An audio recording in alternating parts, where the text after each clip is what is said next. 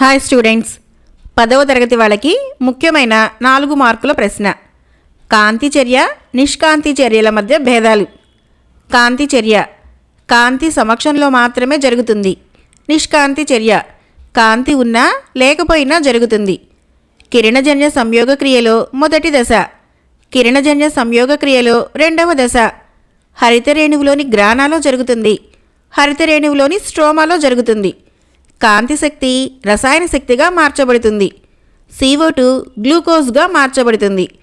ప్రధానంగా ఆక్సీకరణ చర్యలు జరుగుతాయి. ప్రధానంగా క్షయకరణ చర్యలు జరుగుతాయి. పత్రహరితము ప్రధాన పాత్ర వహిస్తుంది.